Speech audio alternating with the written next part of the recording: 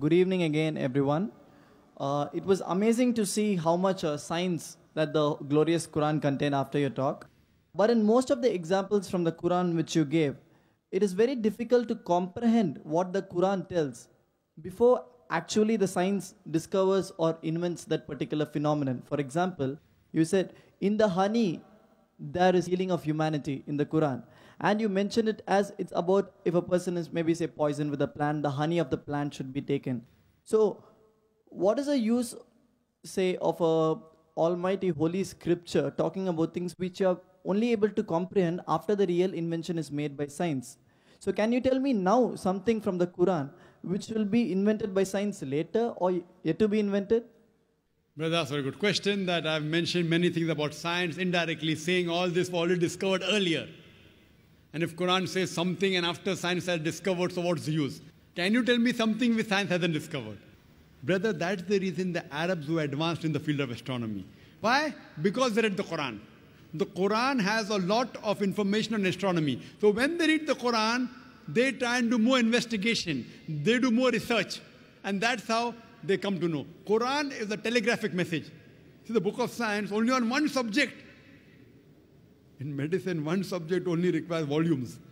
So if that way the Quran is, this Quran, most of the human beings, they don't like to read. Oh, such a big book.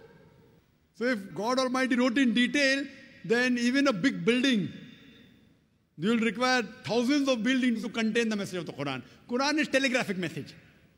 So in telegraphic message, many of the Muslims, they read the Quran and they made advances in science. That's the reason we find, if you go back into history, the Muslims advanced in science and technology. But you pose the question, forget about the past. What about today?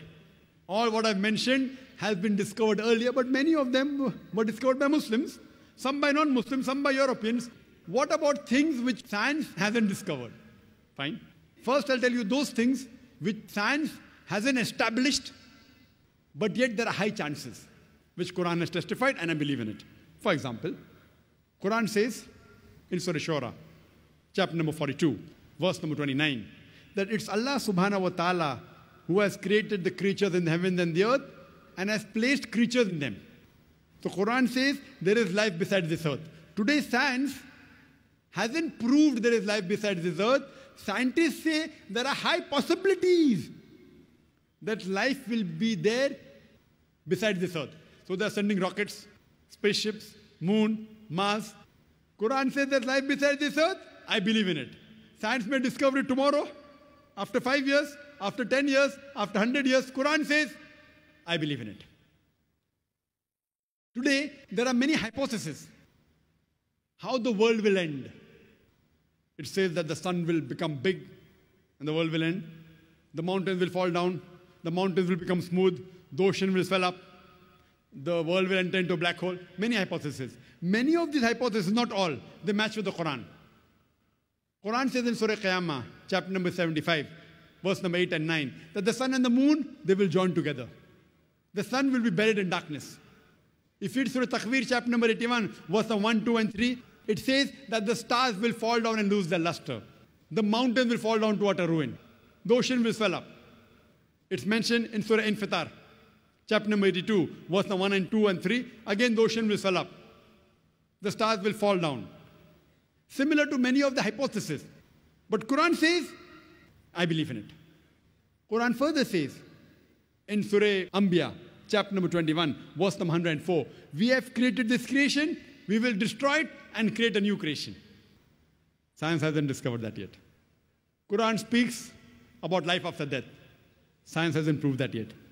Quran speaks about heaven and hell. Science hasn't proved about that. Quran speaks about jinn. Today psychologists say extraterrestrial power. There are some people who get possessed with jinns. Quran speaks about that. Quran speaks the first man on the earth was Adam, peace be upon him. Science hasn't proved. There are high possibilities science will prove.